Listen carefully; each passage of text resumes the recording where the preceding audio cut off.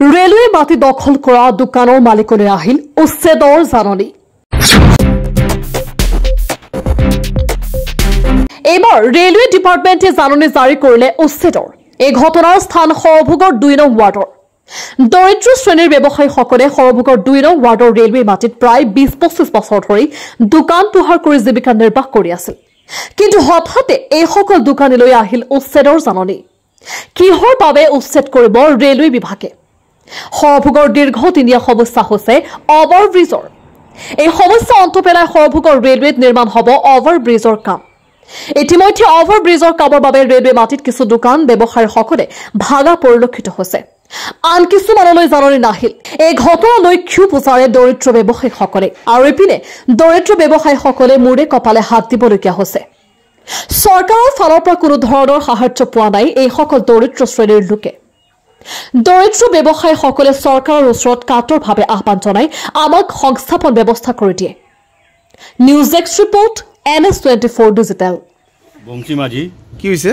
আমার রেল মাটি আজি মোটামুটি 22 বছর 23 বছর হয়ে গেল থাকা। আজিলৈকে কায়ো আমাক সহায় করা নাই।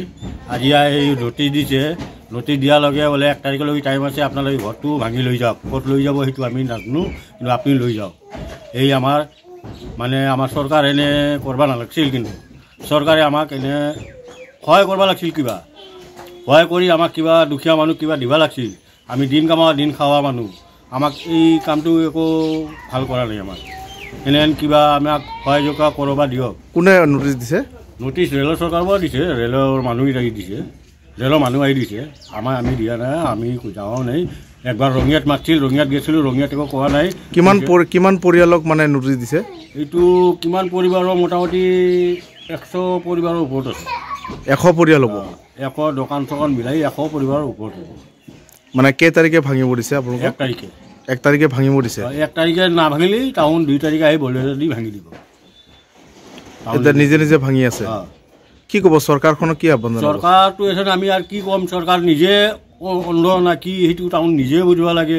টাউন নিজে ক'ব লাগে টাউন দুখীয়া মানুহ ইমান দিনৰ পৰা আছে, টাউনক কিবা সহায় কৰোঁ। কিবা আজিলৈকে কোনো সহায় কৰাই নাই। সৰভোগ বজাৰ 2 নম্বৰ ৱাৰ্ড। এতিয়া আমাৰ এতিয়ালৈকে কোনো সুবিধা দিয়া নাই। 23 তাৰিখে নোটিছ দিছে, তাৰ আগতো 1.5 মাহমান আগত নোটিছ দিছে, কিন্তু একো বৰ্তমানলৈকে সুবিধা পোৱা নাই। আজি নোটিছ দিয়া তাৰিখটো অৱশ্যে আছে মই হেৰিখনত। এতিয়া নোটিছ দিছে মানে আমাক আজি এসপ্তাহমান আগতে নোটিছ দিছে যে আপোনালোকে ৰেলৱেৰ মাটি কি বোলে কি কৰি অকুপাই কৰি আছে, গতিকে তাৰ কাৰণে আপোনালোকে এই জেগাখনত নিজে নিজে ভাঙি এৰি দিব লাগিব।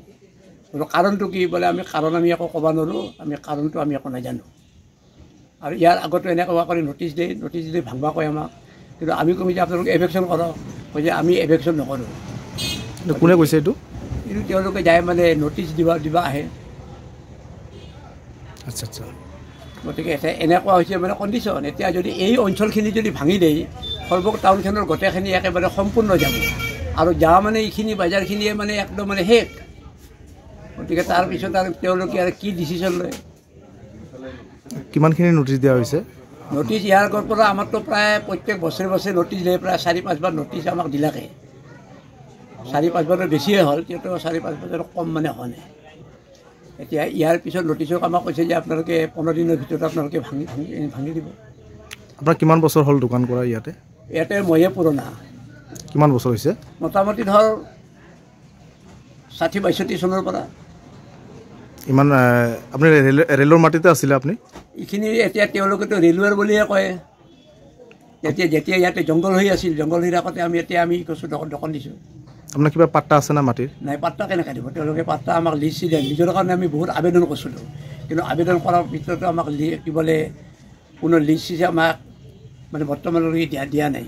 এতিয়া চৰকাৰ বা প্ৰশাসনক আমি আহ্বান জনাই, যদি এইখিনি যদি জেগা যদি ভাঙি চিঙি যদি উৎপাত কৰি দিয়ে বা যদি খালাচ কৰে, তেনেহ'লে আমাৰ দোকানীবিলাকৰ সাধাৰণ দোকানী, এই সাধাৰণ দোকানীখিনিৰ ভৱিষ্যত অন্ধকাৰ হ'ব।